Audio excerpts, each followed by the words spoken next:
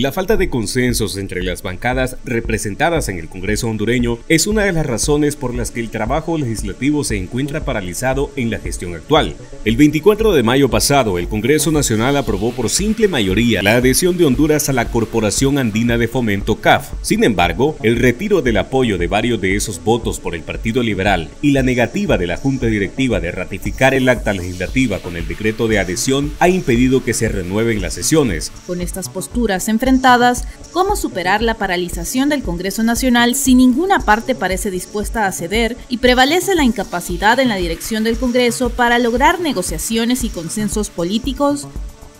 De acuerdo al monitoreo legislativo realizado en el primer semestre de 2023 por la Asociación para una Sociedad Más Justa, se reveló que el Congreso Nacional apenas concretó 28 sesiones ordinarias y una extraordinaria. En 2022, en este mismo periodo, el Congreso había realizado 34 sesiones ordinarias. Normalmente, el Congreso en pleno sesiona 3 veces a la semana, de martes a jueves, para un mínimo de 60 a 65 sesiones por semestre. La parálisis se evidencia al observar que el Congreso ha sesionado en un semestre menos del 50% de las sesiones ordinarias posibles.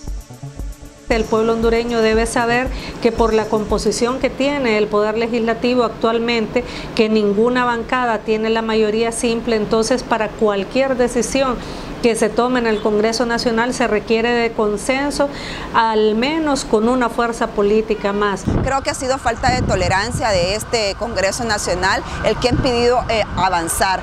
No podemos desmeritar que él ha tenido una relación cordial con compañeros de las diferentes bancadas. En temas de trabajo definitivamente ha sido incapaz a lograr el consenso y tener la tolerancia. Al diputado Redondo creo que sí le hace faltado el tema de liderazgo. Es un liderazgo completamente diferente, es una persona que no ha sido un político tradicional, que le entienda eso de que apóyame en esto y yo te voy a dar tal cosa. La falta de consensos ya ha limitado antes la agenda legislativa en varias ocasiones, en estas y otras legislaturas. Exabruptos de diversas índoles, retrasos, falta de comunicación y confrontación entre bancadas y junta directiva han restringido el avance de la actividad parlamentaria a pocos temas, dejando por fuera las importantes elecciones de cargos de órganos colegiados como los electorales y contralores, así como aprobaciones de leyes urgentes o importantes para la actual administración. Aunque los poderes del Estado deben ser independientes y sin subordinación entre unos y otros, esta gestión no se diferencia de las anteriores. Al menos 16 de los 52 proyectos de ley aprobados durante estos primeros 6 meses del 2023 han sido remitidos por el Poder Ejecutivo.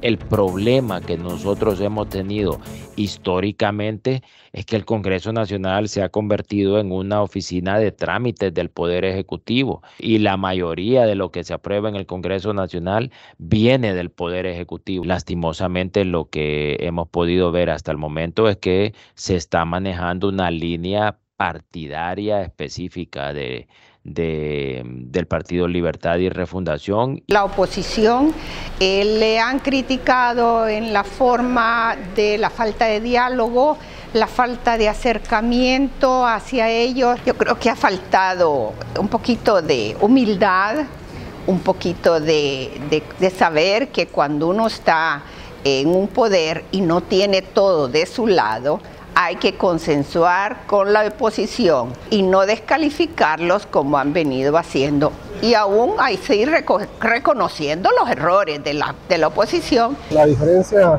es poco significativa. Vemos prácticamente acciones muy similares a las que ocurrían en el Congreso anterior, las mismas prácticas. Obviamente el nivel sobre todo de desconfianza del pueblo hondureño sigue acrecentándose. Recientemente, en mayo, el ERIC hizo una encuesta, un sondeo de opinión nacional, donde hacía una evaluación y no dejaba nada bien parado a la presidencia del Congreso, ¿no? El Congreso Nacional necesita reestructurar su funcionamiento y adoptar reformas que prevengan, en la medida de lo posible, la amplia discrecionalidad y concentración de poder de la persona que lo dirige, que le permite a ésta tener total control de la agenda legislativa, conformación de comisiones, manejo del presupuesto y excesivas licencias, entre otros privilegios que pueden ocasionar problemas si no se utilizan para facilitar la comunicación entre las representaciones de partidos políticos para responder a las necesidades de la ciudadanía. ¿Cuáles son las reformas necesarias para construir un Congreso Nacional más democrático? Primero, obviamente, las situaciones de establecer los procedimientos de transparencia y de seguimiento que deben de tenerse sobre cada uno de los proyectos de ley presentados. También debe existir visibilidad del trabajo de las comisiones. Debe de estar en la ley un procedimiento para el establecimiento de la agenda del Congreso Nacional y deben de quitarse esas potestades que se dan de forma exclusiva al presidente del Congreso y a la Junta Directiva. En el actual Congreso Nacional he sido la única que he presentado un proyecto de reforma a la Ley Orgánica del Congreso Nacional y empecé por lo más elemental. Presenté una reforma para que no se le pague ni el salario ni los viáticos a los diputados que no asisten a trabajar a las sesiones del Pleno ni a las comisiones. Es cierto que el reglamento interno se vuelve al poderoso presidente de siempre, cualquiera que sea, en una varita de poder. Debe haber un análisis personal y tomar una decisión en beneficio de él y en beneficio del partido que también lo llevó al poder. Definitivamente que sí ha habido una agenda muy pírrica, pero creemos que puede fortalecerse si lograr los consensos entre las fuerzas ahí representadas, podemos lograr una verdadera agenda que le dé una productividad, una eficiencia a este Parlamento. Debe estar definido claramente los procesos internos, administrativos, operativos y financieros dentro del Congreso y evidentemente de parte de la población, la sociedad civil en términos generales, deberíamos en todo caso de estar más atentos a todo lo que ocurre dentro del Congreso Nacional.